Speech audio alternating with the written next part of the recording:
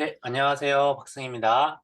네, 오늘 이 시간에는 제8회 손해평가사 2차 시험에 대해서 간단한 해설과 그다음에 뭐 어떤 문제들이 나왔는지 한번 간단히 설명을 드리고 간단히 뭐 저에 대한 의견들 말씀드리는 시간 갖도록 하겠습니다.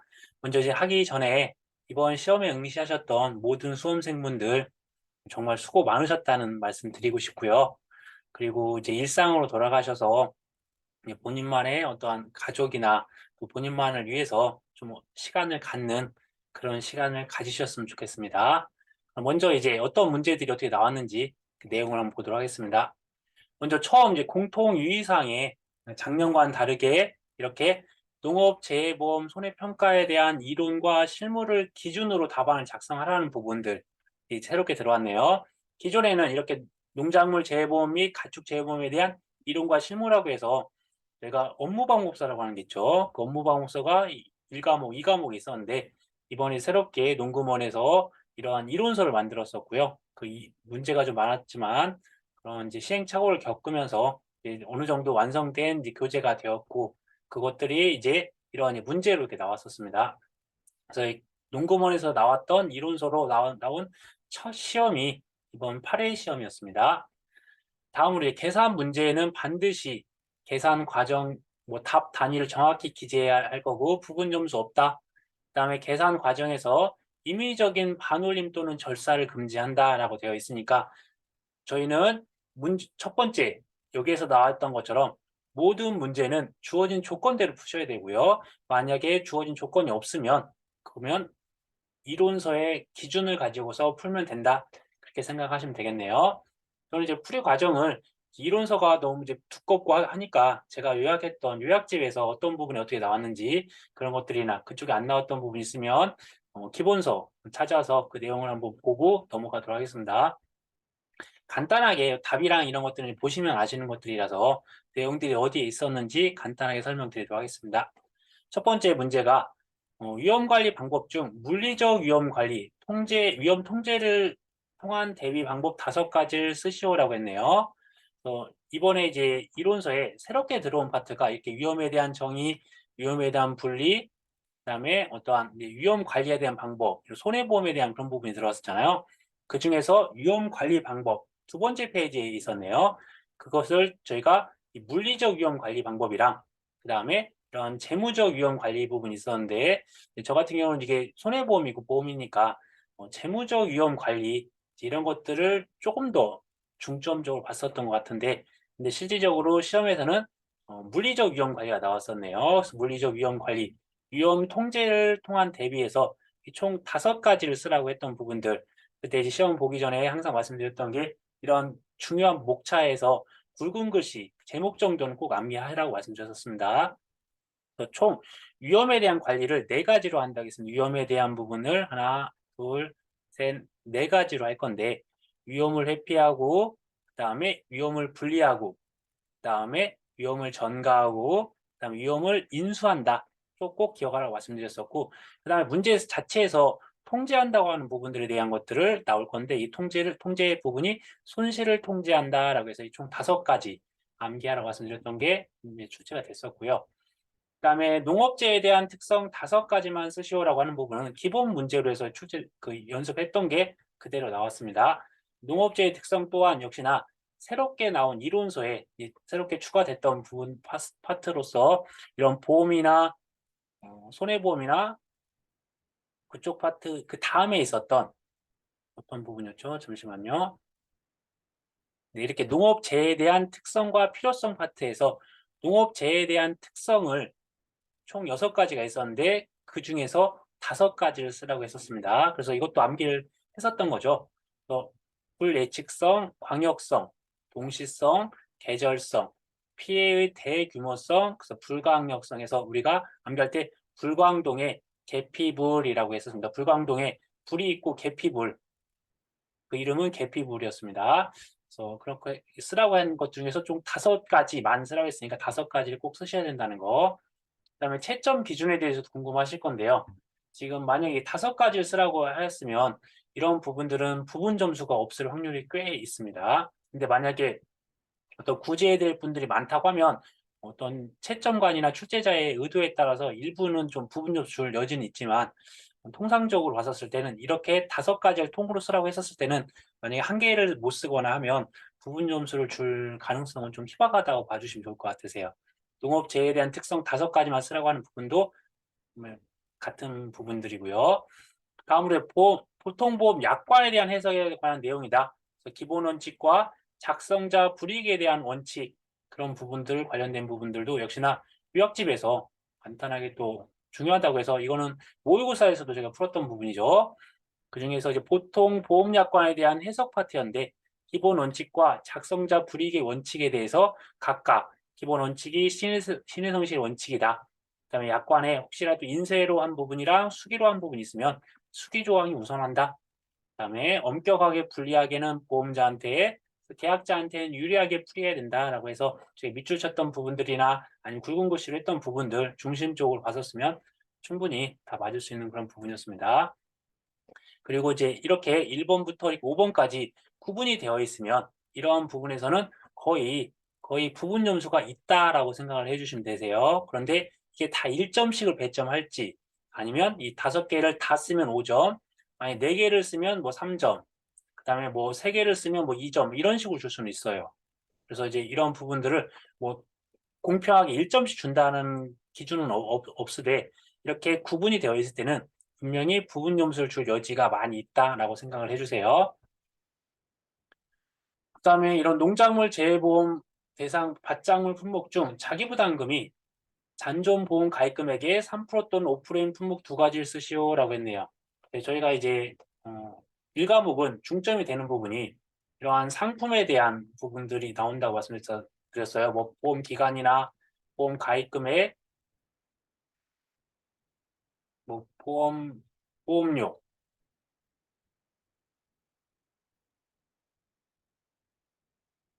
그다음에 뭐 보험금, 뭐 자기부담금,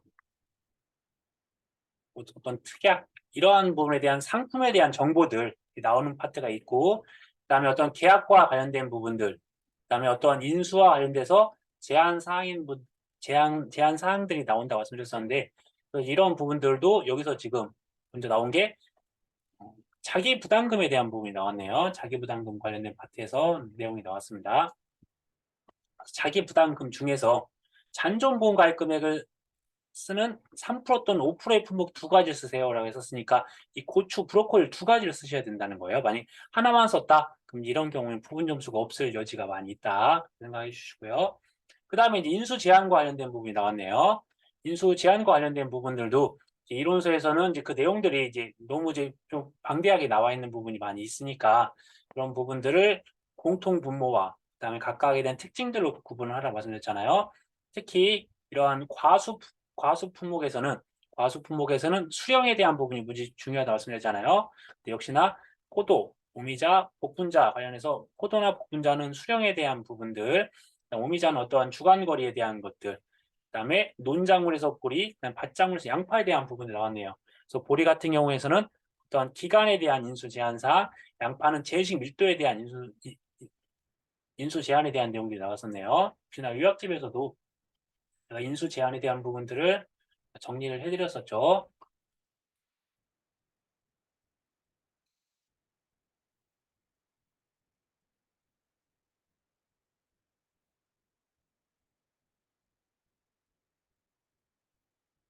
네, 제가 똥까지 쳐놨네요. 자, 한번 보면 먼저 포도 같은 경우는 이제 보실 때 저희가 인수심사 품목에서 포도 같은 경우는 이렇게 3년 이상에 대한 인수가 가능하고, 그다음에 오미자 같은 경우도 이렇게 마찬가지로 주간거리 50cm 이상이라고 해서 이런 독특한 부분들 꼭 기억하라고 해서 했던 부분이 나왔고요. 복분자 같은 경우도 1년부터 11년 이상이면 인수 제한, 그러니까 2년부터 10년까지 보험이 가입이 되는 거죠.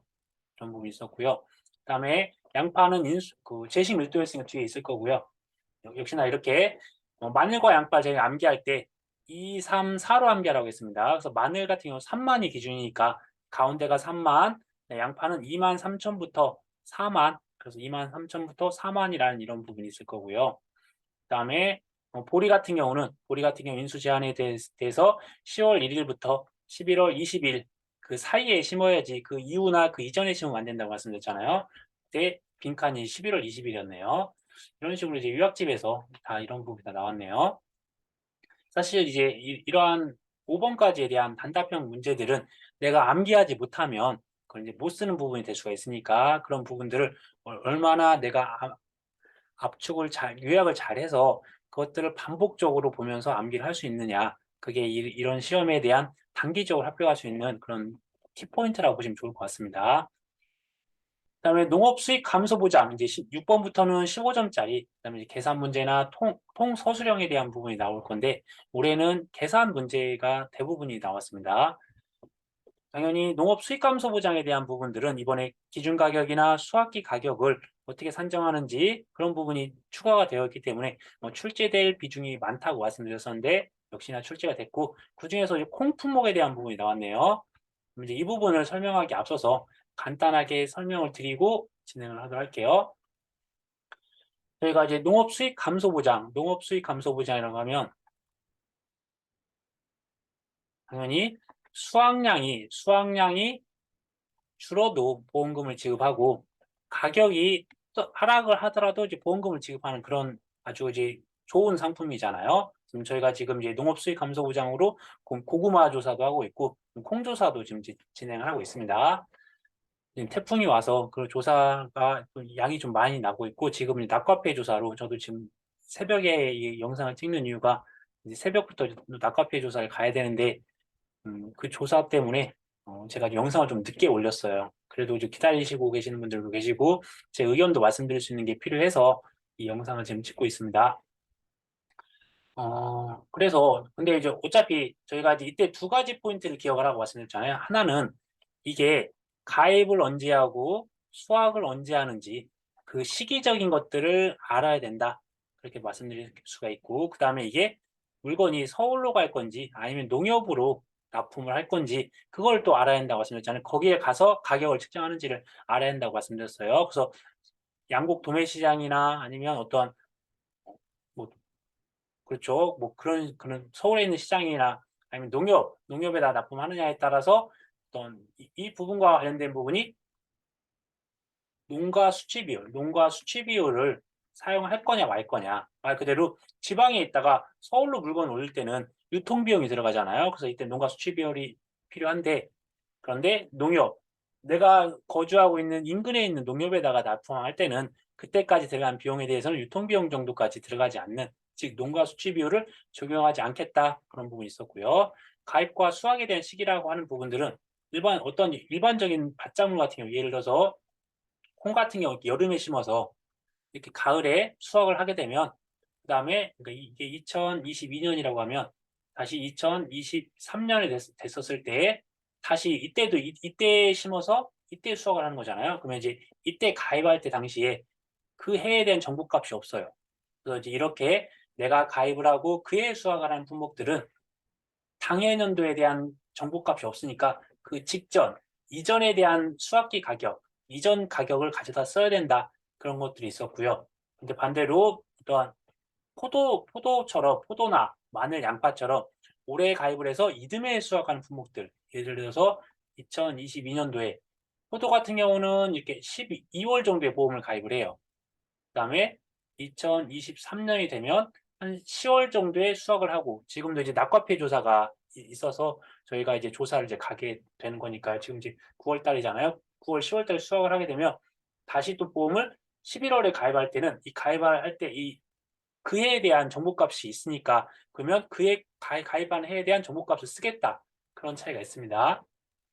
그렇게 되면 이제 콩 같은 경우는 이 두 가지가 있었어요. 나물용 콩 같은 경우는 제주도 지역에 있다 보니까 제주도 지역에서 서울로 물건을 보내려면 항공편이나 아니면 도선료 같은 경우 또 운반 비용이 많이 들어가잖아요.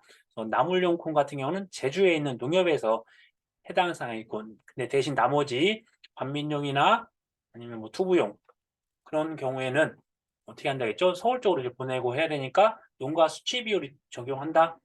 그다음에 어 콩 같은 경우는 그해 심어서 그해 수확을 하는 품목이다 보니까 어떤 가입 연도에 대한 그 가격에 대한 부분이 직전 연도, 전년도에 대한 값부터 사용을 해야 된다. 그걸 알고서 문제를 풀어주시면 좋을 것 같네요. 관련된 부분들도 유학집에 보면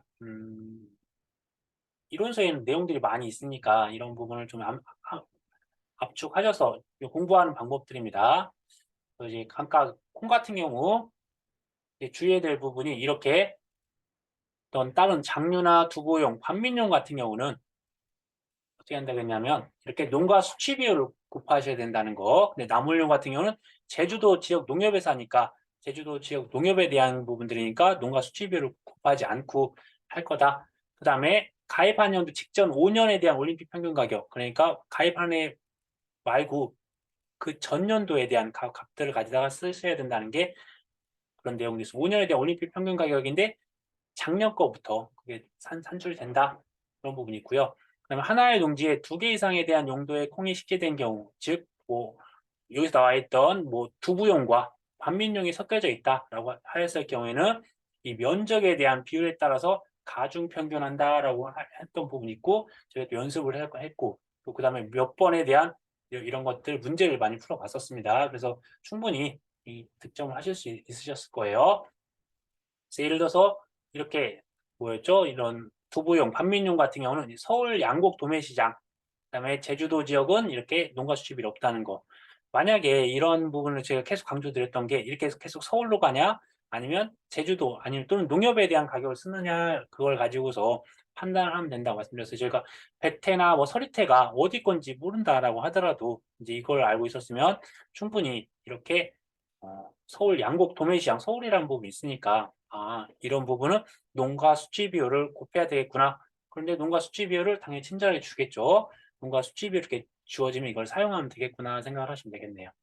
근데 이게 재배 면적이 각각 2,500제곱미터 중에서 백태와 서리태가 이렇게 구분이 됐었는데 그때는 이런 면적에 대한 비율로 한다고 했으니까 저희 면적에 대한 비율은 당연히 전체 2,500 중에서 1,500이 차지하는 비율과 그다음에 2,500 중에서 1,000이 차지하는 비율을 봤더니 이 6대 4가 되네요. 그럼 나중에 나왔던 금액에다가 이 백태, 백태에 대한 가격에다가 60%, 서리태에 대한 가격에다가 40%를 적용한 값을 가중평균하면 되겠네요.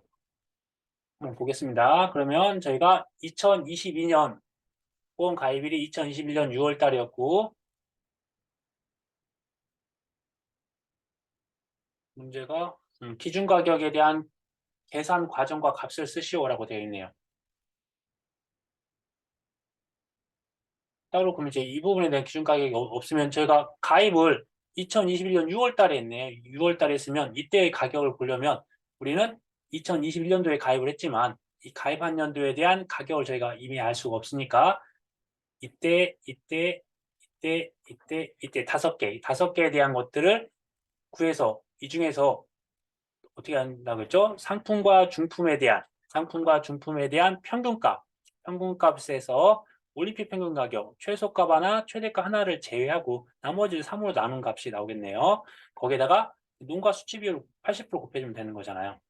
마찬가지로 이 서리태도 마찬가지로 저희가 이때 가입을 한다고 하면 기준 가격은 전년도 가격부터 해서 5개에 대해서 상품과 중품에 대한 가격을 더해서 평균값을 해서 그중에서 최소값, 최대값 이제 이런 식으로 되는 거죠. 상품과 중품에 대한 평균값을 구해서 최소와 최대를 이렇게 없애는 겁니다. 그래서 없애고 봤더니 백태와 서리태가 각각에 대한 기준 가격, 수확기 가격도 마찬가지로 수확기 가격도 이때 수확하는 시기에 중품과 상품에 대한 평균값을 구해서 그 부분에 대한 돈가 수치비를 곱하는 건 똑같습니다. 구해보면 이제 계산 산식이야. 그대로 한번 풀어보시면 되는 거니까 특별한 건 없네요. 대신 이제 기준 가격과 수확기 가격을 구할 때 아까 2개의 농지에 대한 부분이 있었으니까요. 2개에 대한 용도에 대한 부분이 있어서 6대 4의 비율로서 첫 번째 어떤 백태, 그다음에 서리태라고 하는 부분이 있다고 하면 6대 4의 비율로서 가중 평균을 하시면 된다는 말씀이었습니다. 그다음에 이제 이런 식으로 해서 농업 수익 감소 보험금의 계산 과정을 다 썼으면 기준 가격과 수확기 가격이 나왔으면 결국은 저희가 이제 알아야 되는 부분은 농업 수익 감소 보장이니까 이때 수확량이라는 부분이 나왔네요. 그럼 이제 수확량에 대한 부분들 아까 말씀드렸다시피 암기할 때 저희가 평, 수, 미, 평 여기다가 우리가 기준 가격을 곱하면 이게 기준 수입이 될 거고 가로를 치면 플러스 여기다 더 작은 가격 기준 가격과 수학기 가격 좀 더 작은 가격 그다음에 여기다 다시 기준 가격을 곱하게 되면 이게 피해율이 되는 거잖아요. 앞에 나왔던 부분에다 대입을 하고 이쪽에 보면 평년 수확량 나와 있으니까 1500 가입 수확량은 저희가 가입할 때만 사용하는 거고 피해율 구할 때는 평년 수확량 값을 쓰시면 돼요. 1500에서 1000으로 줄었잖아요. 거기다 가격도 보면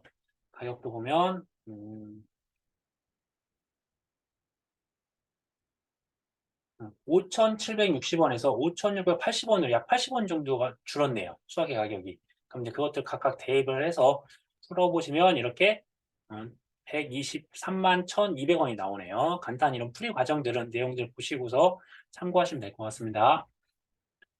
그 다음에 저희가 이제 말씀드렸던 것들 중에 이렇게 보험금을 구하는 부분들 그 다음에 이런 보험 가입 금액, 보험료, 보험금 구하는 부분이 무조건 나온다고 출제한다고 말씀드렸어요. 근데 이제 보험료 부분들이 나올 때도 있고 안 나올 때도 있다고 했었는데 이번에는 보험 가입 금액과 보험금에 대한 부분 당연히 나왔고 보험료에 대한 부분 이번에 좀 부과하게 됐었어요. 근데 이제 보험료에 대한 부분들도 이제 계속 설명을 드렸지만 이번에 새롭게 들어온 이론서에서 보험료 부분이 부과하게 된 게 딱 두 가지 품목만 있었어요. 적과전 종합위험이랑 그다음에 벼 품목만 그게 좀 부각이 돼서 설명이 되어 있다고 해서 그 부분도 역시나 요약 정리를 했었죠. 그래서 이러한 과수 사중에 대한 부분들, 표에 대한 부분들, 그다음에 관련돼서 어떠한 고장 수준에 대한 부분들 여기까지는 암기를 하셔야 한다고 말씀드렸잖아요. 이제 이런 부분들을 응용해서 문제가 출제가 됐네요. 그다음에 내용을 보겠습니다. 먼저 표에 대한 문제였고요. 보험 가입 금액에 대한 부분들은 특별약관, 보통약관, 보험 가입 금액은 동일하다. 병해충 특이하게 가입되어 있다. 그런 부분이 있었고요. 2022년 5월 20일 날 가입을 했고 벼가 있고 직화 재배도 하고 친환경 재배도 했고 쭉 내용들이 있네요. 나머지 내용들은 그대로 내용들 쓰시면 되는 거고 제가 이제 의견들 보니까 손해에 따른 할인율 마이너스 13% 이건 크게 문제될 건 없습니다. 할인 할증률이라고 써줬으면 더 좋을 건데 할인율이라고 더 명확하게 이렇게 줬으니까 저희가 마이너스가 되는 부분은 1 빼기 마이너스 플러스가 되는 부분 1 플러스로 하면 됩니다. 대신 이게 보통약관인지 특별약관인지 구분을 하셔서 해당되는 요율만 갖다가 쓰시면 돼요. 구조는 보험 가입 금액에다가 해당된 요율에다가 저희가 각각 품목마다 특징들이 있는 할인율과 할증률을 각각 곱해서 산출한다고 말씀드렸잖아요. 이런 것들이 적용이 됐고요. 그런데 이제 여기서 보험 가입 금액을 설정하는 데 있어서 표준 가격을 설정하는 그런 부분들에 대한 것들을 하는 부분이 있었는데 그게 이제 문장으로 나와 있던 것을 보면 보니까 벼에 대한 표준 가격은 보험가입연도 직전 5개년의 시군별 농협 RPC 계약 재배 수매가 평균 5년 평균값에 민간 RPC 지수를 반영해 산출한다. 사실 이제 이 부분은 제가 이제 기존에 있는 요약집에다가는 이런 부분들은 요약 정리를 못 해드리고 대신 이제 이론서에 설명드릴 때 간략하게 말씀드렸었는데 이게 이제 문제어가 됐대요. 근데 이제 따로 특별히 그때 주의사항을 말씀드렸던 게 이건 올림픽 평균값으로 하지 않고 5년치에 대한 평균값을 가져다 쓴다. 그렇게 말씀드렸던 부분이 있었는데 그걸 기억하셨던 분들은 좀 맞을 수도 있었던 것 같아요. 대신 이 RPC 가격에 대한 민간 RPC 지수 같은 경우는 이제 친절하게 계산할 때 농협 RPC 계약 재배 수매가에 곱하여 산출한다라고 되어 있으니까 저희가 이런 부분들 연도가 나왔네요. 2021년도, 20년도, 19, 18, 17년도에 대한 값들 그러니까 1,400원, 1,600원, 1,800원, 2,000원, 2,200원에 대한 합계를 가지고서 평균값을 구한 다음에 거기다가 민간 RPC 지수 1.2를 곱해서 산출하라고 했으니까 그렇게 산출하시면 되겠네요. 그래서 벼에 대한 표준 가격은 5년간 금액을 평균치를 낸 값을 평균값 5로 나누면 1,800원이 나왔고 거기다가 1.1 곱한 게 2,160원이 됐네요. 거기다가 이제 벼에 대한 보험 가입 금액은 아시다시피 이런 가입 수확량 또는 이제 평년 수확량이 주어지면 평년 수확량의 몇 프로인지 나와 있으면 그대로 쓰시면 되겠네요. 4,500 곱하기 그 부분을 쓰시면 이제 그 다음부터는 나머지 부분들은 수학 감소 보장이나 병충해 보장 특약에 대한 부분에 대한 적용 보험료 쓰라고 하는 부분들은 해당되는 거 그대로 쓰시면 되는데 여기서 이 보험료에 대해서 1,000원 단위 미만은 절사라고 조건이 되어 있으니까 이런 부분들 주의해서 푸시면 되겠네요. 이 972만 원 나왔던 부분에다가 각각에 대한 요율들 각각 적용하셔서 푸는 것들이라서 큰 내용들은 없는데 근데 단서 조항에 1,000원 미만은 절사라고 했으니까 1,000원 1,000원 단위 미만 절사라고 했으니까 1,000원 단위 미만에서 즉 100원 단위를 다 없애라는 거죠. 100원 단위.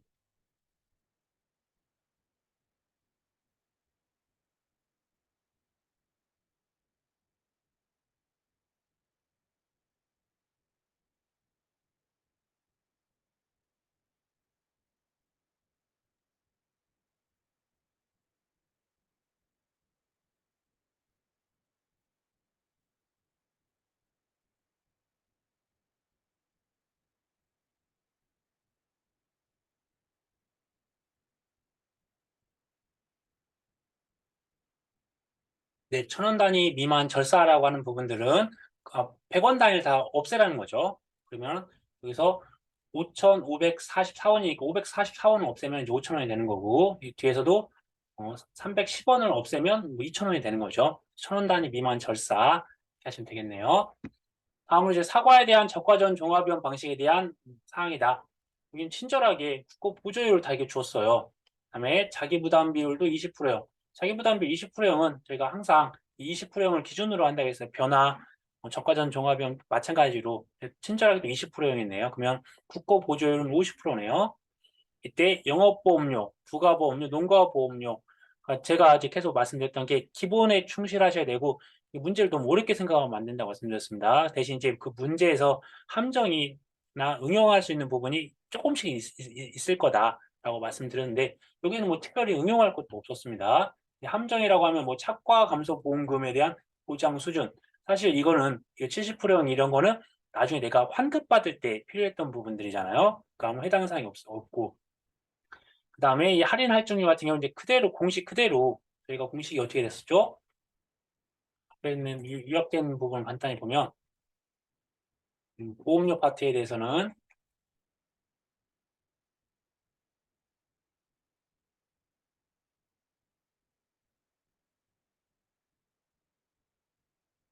그냥 이렇게 순보험료와 이 부가보험료라고 해서 저희가 이제 구하라고 했을 때는 보험 가입금에 대한 순보험료율과 부가보험료율과 해당되는 할인 할증률 그러니까 말 그대로 순보험료율이나 부가보험료율은 어떤 지역값들 내 과수원이 아니라 내 지역에 있는 평균치 이 지역에는 위험이 많이 발생한다라고 하면 그것들을 이제 순수하게 결정을 해주는 거고 그다음에 할인 할증률이라고 하는 부분은 내 과수원에 대한 정보 그것들이 다 총괄적으로 들어가 있다라고 봐주시면 된다고 말씀드렸습니다. 그러니까 지금 저가형 종합위험이면 이쪽에 뭐 부보장이나 뭐, 뭐 손해에 대한 할인 할증률이나 또한 어떤 5종 한정 특약에 대한 뭐 일소피해 부보장이나 그렇게 해서 있었으면 할인이 되는 부분 있으면 할인이 되는 부분들, 할증이 되는 부분, 할증이 되는 부분들 그런 것들이 다 반영된 값이라고 말씀드렸잖아요. 그래서 반영된 값이 나오면 이제 그대로 쓰시면 된다는 거예요. 그다음에 특별한 건 없네요. 그래서 이걸 가지고서 저희가 영업보험료라고 하는 부분이 이렇게 순보험료와 부가보험료 합친 거라고 했고 그다음에 각각에 대한 순보험료와 부가보험료 거기다가 계약자에 대한 농가에 대한 부담보험료 그러겠으니까 별 문제가 아닙니다. 사실 이거는. 그러니까 결국은 우리는 이 순보험료율 15%와 부가보험료 2.5%를 합친 전체 영업보험료를 구하라고 했으니까 이걸 두 개 더하면 17.5%네요. 17.5%에 대해서 보험 가입 금액과 할인 할증률이 100%라고 하는 부분들은 이 농가에 대한 전반적인 내용이 다 들어가 있다는 거예요. 손해율에 대한 할인 할증률도 들어가 있고 뭐 부보장 및 한정보장 특약에 대한 할인율도 들어가 있을 수도 있고 뭐 그런 부분이 다 들어간 게 이 농가에 대한 정보가 있다고 말씀드렸던 게 통칭으로 되어 있는 겁니다. 그러니까 이거 100%였으니까 이거 100% 쓰시든지 1이라고 쓰시든지 해서 구하시면 되는 거고 그다음에 부가보험료는 더 쉽네요. 그럼 이제 2.5%만 적용하면 될 거고 거기다가 농가 부담보험료라고 했으니까 농가 부담보험료라고 하는 거는 부가보험료는 국가에서 전액 부담하는 거고 그다음에 농가에서는 순보험료 중에서 그다음에 뭐였죠? 농가가 부담하는 것만 찾는 거잖아요. 그래서 저희가 순보험료가 150만 원이니까 150만 원에서 사실 이제 지자체가 지원하는 비율이 안 나왔네요. 근데 이런 저가점 종합위험 방식 같은 경우는 대부분 지자체가 주는데 이 지자체가 없으니까 사실은 전체 1 빼기 정부에서 부담하는 거 지자체에서 뺀 것이 계약자가 부담하는 거잖아요. 근데 이제 여기는 지자체에 대한 부분이 또 안 나왔으니까 그냥 이 부분만 뺀 부분이 농가 부담 보험료가 되겠습니다. 그다음에 인삼에 대한 해가림설이 있다. 다음 물음에 답하시오. 단 주어진 조건 외에 다른 조건은 고려하지 않는다라고 되어 있네요. 지금 사실 이제 이런 부분이 논란이 많이 되어 있고 그래서 지금 이 부분에 대해서 제가 알고 있는 거 그런 것들 지식이나 그다음에 제 의견들 간단히 말씀드리고 이 부분을 사실 이제 이 부분을 간단히 말씀드리려고 이렇게 문제를 이제 이 시간을 만들었던 겁니다. 먼저 저희가 생각하는 게 이 잔가율이나 수정 잔가율 이런 개념들을 왜 이런 부분이 있었나라는 것들을 좀 의미를 아시면 좋을 거예요. 근데 사실 이게 이론서라고 하고 기존에 나왔던 업무방법서가 그 의미를 말로써 표현하기가 좀 약간 오류인적인 부분이 있었어요. 잔가율 20%라고 하는 부분들은 이 취지는 어떠한 사물에 대해서 떨어지더라도 가치가 떨어지더라도 잔가율 20%는 보존을 해주겠다는 의미예요. 그래서 만약에 저희가 어떤 내용 연수가 경과했다. 그렇게 되었을 경우는 결국은 잔가율 20%가 더 떨어졌다는 개념이에요. 더 떨어졌을 경우에는 더 떨어지지 않고 잔가율 20%를 보존해주겠다는 그런 개념인데, 그러니까 예를 들어서 저희가 그래서 이 100%에서 20%를 뺀 80%를 가지고서 저희가 어떤 경련 감가율 구하는 거잖아요. 여기다가 내용 연수를 만약 6년을 나누게 되면 6년을 나누게 되면 매년 13.33% 차감을 하고 6년이 경과하게 되면 더 떨어질 거잖아요. 그럼 80%더 떨어졌을 때 그러면 뭐 예를 들어서 뭐 7%, 8%밖에 남지 않았다라고 하더라도 잔가율 20%가 새로 남아 있게 되는 거예요. 그렇죠? 그다음에 수정 잔가율이라고 하는 부분들도 수정 잔가율이라고 하는 부분도 사실은 수정 잔가율 30%도 이 잔가율 20%와 똑같은 개념으로 수정 잔가율 30% 역시나 이것보다 더 떨어지게 되면 그런데 수정 잔가율은 단서 조항이 있죠. 정상적으로 사용 중이어야 돼요.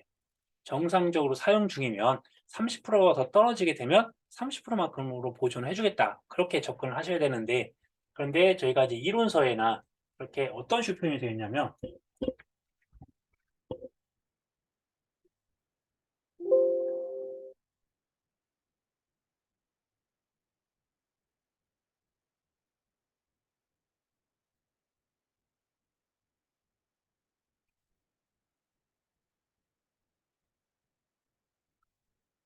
가입 금액 파트에 나와 있어 잠시만요.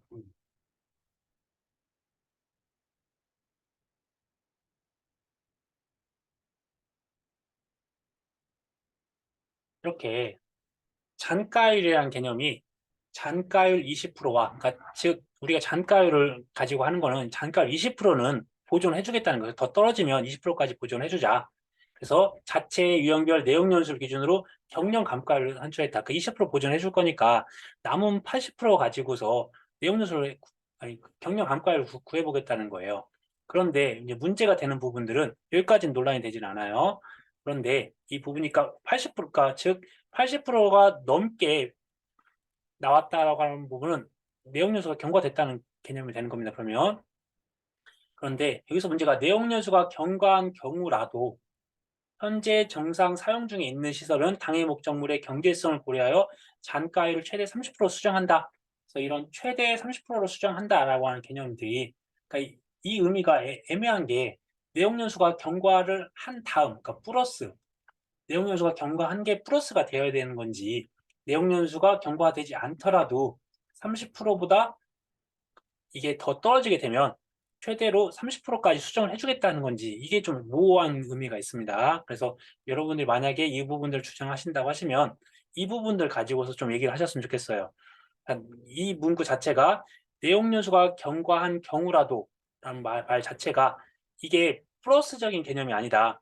이거하고 상관없이 내용 연수가 경과하지 않더라도 우리가 이 잔가율이 30%보다도 더 떨어졌어. 그런데 이게 정상 사용 중이면 30%까지 쓸 수 있다라고 이제 이의제기나 그런 의견을 피력을 하시면 문제가 중복 정답이 될 가능성이 있습니다. 그래서 첫 번째로는 이제 제 의견은 이 부분들은 지금 현재 뭐 앞부분은 상관없습니다. 경과연수가 22년 6월부터 15년 9월이었으니까 22년 6월, 그다음에 15년 9월인데 이게 6에서 9를 뺄 수는 없잖아요. 그러니까 21로 바꾸고 여기다 12 더하면 18이 되겠네요. 근데 빼주면 6년하고 9개월 되겠네요. 그래서 6년 9개월이 됐으면 이게 1개월부터 11개월까지는 0년이에요. 감가를 하지 않습니다. 그렇죠. 그러면 6년에 대해서도 1개월부터 11개월까지는 감가한다는 개념을 가지고 접근하시면 안 되세요. 그냥 이건 감가 그 무시하니까 그냥 6년이 지난 거면 6년. 그래서 6년을 봤더니 정확히 감가율보다도 잔가율 20%보다 높아요. 아니면 같거나 그렇게 되니까 뭐 이거를 따로 이렇게 수정할 필요가 없어요, 사실은. 그래서 경과연수는 6년으로 쓰고 그 6년을 가지고서 감가상각률 제가 13.33%를 곱한 6년을 곱하면 79.98% 또는 80%라고 써도 맞았다고 할 수는 있을 것 같아요. 왜냐하면 이거를 80%로 6년을 나눠서 나눴기 때문에. 그래서 보험 가입 금액은 1억 2천에다가 1 빼기 79.98% 또는 80% 하더라도 결국 값은 똑같이 2,402만 원이 나올 겁니다. 그다음에 만원 미만 절사는 문제 조건은 없지만 농업재해보험 손해평가의 이론과 실무 기본 이론서에 거기는 만원 미만 절사라고 되어 있으니까 만원 미만 절사하면 같은 값이 나올 겁니다. 그런데 저희가 이제 경과연수에 대한 판단 기준을 가지고 이게 6년 1일이 경과한 거냐 아니냐 그렇게 논란도 있는데 사실 그 부분은 이제 논지는 좀 벗어난 것 같고요. 제가 보기에는 그 6년 이상을 내용연수가 경과 뭐 한 것을 볼 경우 수정 단가율 30% 적용도 가능할 뿐더러 이게 정상 사용 중이다라는 것들 문장을 다 줬잖아요. 그럴 때 잔가율이 만약에 30%보다 떨어졌으면 수정 잔가율로서 30%까지 적용할 수 있다라고 하는 부분들 이론서에 좀 애매하게 나와 있으니까 이러한 부분들을 좀 주장을 하시는 게 좋지 않을까 하는 의견이 있습니다. 다시 한번 말씀드리면 이렇게 정상 사용 중이다라고 나와 있는데 이게 내용 연수가 경과하지 않더라도 사실 정상 사용 중이고 그렇게 됐을 때는 우리는 최대로 30%까지 즉 30%가 더 적게 떨어지면 30%로 수정 단가를 사용할 수 있다라고 이렇게 한번 의견을 한번 피력해 보시는 게 좋을 것 같으세요. 그래서 그렇게 되는 부분이 있었고요. 다음 해가임설에 대한 두 번째 부분들은 뭐였죠? 면적이 다른데 다른 게 설치 연도가 달랐네요. 그럼 그럴 때는 당연히 같은 철제였다고 하면 면적이 다르면 설치 연도가 면적이 넓은 걸로 하면 되는 거지. 면적이 넓은 걸 가지고서 적용하면 된다는 부분이 있었으니까 이 부분 특별한 거 없네요. 역시나 이게 시기가 2022년 6월이었으니까 22년 6월, 그다음에 17년 3월, 6에서 3을 뺄 수가 있네요. 그럼 빼면 5년 3개월이니까 뒤에 빼면 5년이 됐다는 부분들. 철제 같은 경우는 4.44%씩이잖아요. 암게 됐으니까 이제 그런 부분들로 해서 문제를 푸시면 되겠네요. 특별한 부분 없으니까 이 부분 패스하도록 할게요. 그다음에 다음의 내용을 참고하여 물음에 답하시오라고 되어 있네요. 혹시나 이제 이번에 또 좀 신선하게 이런 사례형 같은 경우가 이제 한 두세 문제가 출제가 됐습니다. 앞으로도 손해사정사에서 나오는 이런 사례형 관련된 부분들로서 준비를 좀 해야 되는 경우가 발생할 수도 있을 것 같아요. 근데 결국은 앞에 있는 내용들이 갑은 A 보험사 갑이 있고 그다음에 A 보험사는 이제 이건 보험사가 되는 거죠. 보험사 계약자가 될 거고 이제 계약자가 어떤 가축 재해보험에 가입을 했다라고 하는데 을이라는 사람이 여기다가 피해를 입힌 거네요. 피해를 입혀서 보험사가 을한테 이제 보험금을 주는 거네요. 이때 A 보험사는 부책이라고 하니까 앞에 내용들을 이게 줄 거냐 말 거냐 고민할 필요 없습니다. 부책 보험금 주겠다는 거예요. 이제 회사한소에 대한 가입 금액은 500만 원이었다. 그러면 이제 당연히 보험사는 이 500만 원에 대해서 자기 부담금 20% 공제한 나머지를 받게 되겠죠. 그러면 저희가 구할 때 500만 원에 대한 20%인 100만 원을 제외한 400만 원을 지급하게 됩니다. 그다음에 A보험사의 보험자 대위 대상 당연히 을이 대위가 될 그 보험자 대위를 할 수가 있을 거고 그다음에 보험자 대위 구분, 저희가 제3자에 대한 보험 대위, 즉 청구권 대위 용어가 있으니까 그대로 쓰시면 될 것 같고, 대위 금액을 쓰시오라고 하는 부분들도 기존에 이런 보험자가 지급한 금액이 400만 원이니까 당연히 400만 원이 맞아요. 400만 원이 맞고, 그다음에 이제 실질적으로 사실 계약자 입장에서 500만 원에 대한 손실을 받았지만 20%에 대한 부분은 어떠한 이제 자기부담금에 대한 명목으로서 빼는 거지만, 이 보험회사 입장에서는 사실 자기부담금을 공제할 필요가 없어요. 사실 어떻게 보면 보험자 입장에서는요. 보험자와 보험자가 지금 사실 이 사람이 400만 원에 대한 것들을 실제로 피해는 500만 원치 피해를 줬는데, 계약자는 이 500만 원 중에서 계약자가 100만 원을 부담하고 400만 원만 받았잖아요. 그런데 여기서 실질적으로 피해는 500만 원이었으니까 여기서 청구할 수 있는 거는 500만 원도 청구할 수 있다는 겁니다.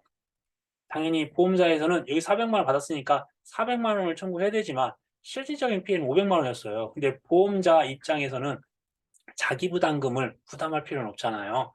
그래서 사실 이제 이 100만 원을 받아서 계약자한테 주는 그런 문화가 발전을 해야 되는데 그러진 않으니까, 사실 이제 이런 부분은 또는 500만 원을 쓰셔도 될 것 같은데, 그럼 아무튼 한번 이제 제 의견이니까 참고만 해주시고요.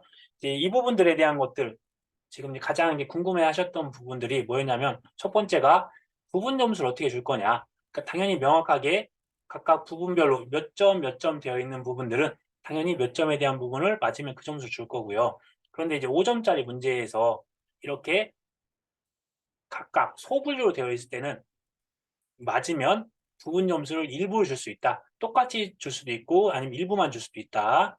그런데 이렇게 5점짜리인데 두 가지 쓰세요라고 하였을 경우에는 이렇게 이게 구분이 되어 있지 않으면 한 개라도 틀리면 점수를 안 줄 확률이 많다라고 봐주시면 좋을 것 같습니다. 근데 제가 이제 말씀드리고 싶었던 부분들은 특히 이제 이런 해가림설에 대한 의견들을 한번 좀 제시 한번 해봤고요. 다시 이제 다음 시간에는 이제 이 과목 관련된 부분들에서도 논점이 되고 있고 또 어떤 이의제기거리가 되는 부분들 위주로 설명을 드리도록 하겠습니다.